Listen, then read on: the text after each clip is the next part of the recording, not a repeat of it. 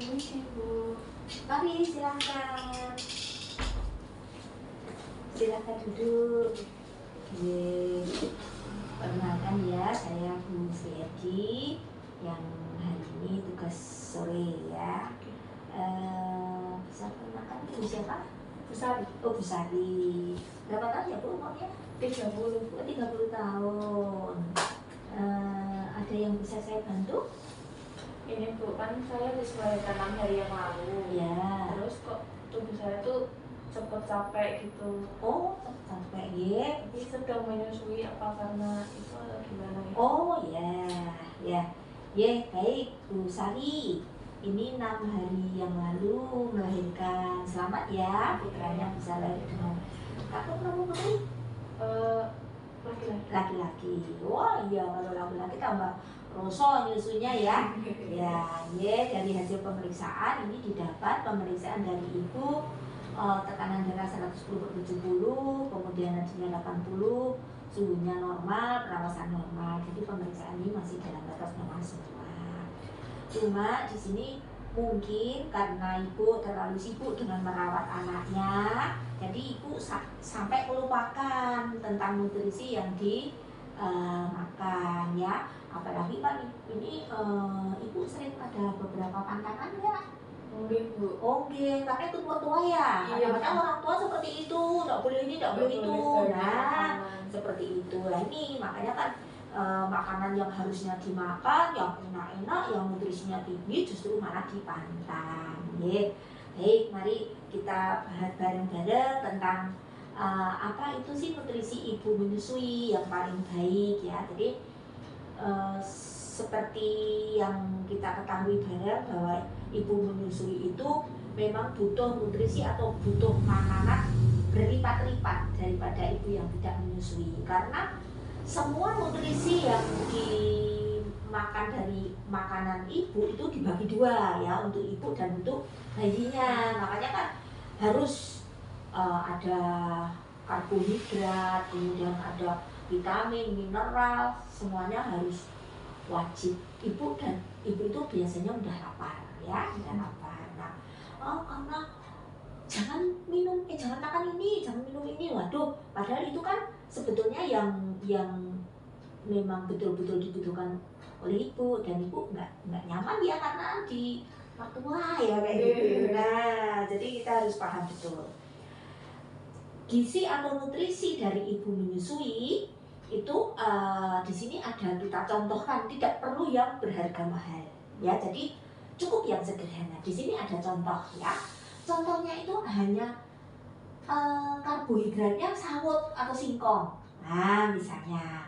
Kemudian gudangan atau urat, itu kan juga murah harganya, bisa cari di kebun ya. Terus di sini ada buah-buahnya sedapatnya, ada pisang boleh, ada mangga boleh, kemudian ada apalah yang ada misalnya di kebun, misalnya itu ada, oh saya kok adanya pepaya, oh ya ada pepaya boleh. Telur ayamnya bisa telur sendiri ya, itu tidak perlu beli. Ini pemenuhan ya, pemenuhan. Terus contoh lagi, misalnya di sini ada nasi, kemudian ada sayur apa ini, sayur daun singkong, nah itu juga mudah didapat. Kemudian di sini ada ikan, nah ikan boleh, ikannya macam-macam ya, ikan yang murah aja, nggak perlu yang mahal-mahal ya. Nah di sini ada buahnya, kemudian di sini ada kering tempe. Nah ini yang tidak kalah pentingnya adalah minum air putih. Air putih itu sangat membantu untuk produksi ASI, kemudian untuk makanan-makanan itu biar bisa dicerna dengan baik ya. Pada saat melahirkan kemarin di Bu Sari dikasih vitamin A apa enggak? Dari Bu Bidan? Oh ya, dikasih vitamin A ya, sudah bagus itu. Memang untuk pemenuhan dikasih minum vitamin A. Nah, untuk selanjutnya selain vitamin A, juga vitamin-vitamin yang masih ada sisa pada saat periksa hamil dulu, misalnya pada saat hamil saya malas minum vitamin atau vitaminnya masih banyak, itu boleh diminum ya, boleh diminum. Vitamin ada tablet tambah darah, kemudian ada vitamin-vitamin yang lain, itu bagus sampai nanti betul-betul ibu itu selesai masa nifas. Nah, syukur-syukur anaknya sampai umur 4 bulan masih belum minum vitamin, boleh, itu lebih bagus ya.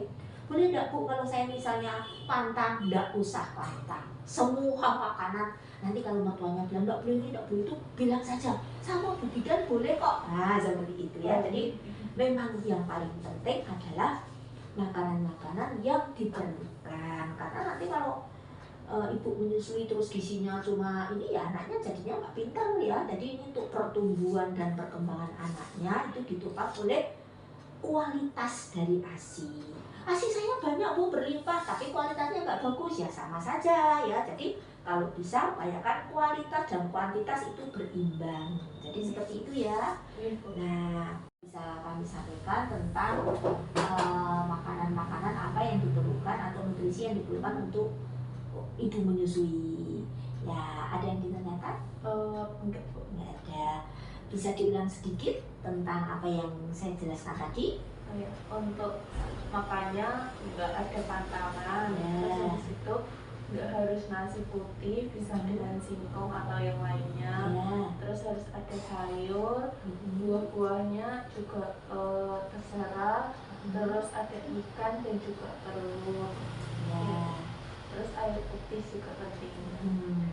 Air putih tadi minumnya bisa sampai 3 liter ya, 3 liter. Kalau nggak bisa ya 1,5 liter udah bagus, karena fungsinya air putih itu sangat bermanfaat sekali untuk memperbanyak produksi ASI dan juga untuk pencernaan ya. Saya kira itu. Nah, jadi Bu Sari sudah tahu dan sudah paham ya sekarang apa yang menjadikan masalah ibu menjadi capek. Jadi sekarang pantangan-pantangan tidak perlu lagi, jadi makanan tidak perlu dipantang. Begitu ya Bu Sari? Udah jelas? Yes, ampun. Ya. Terima kasih. Ya, sama-sama.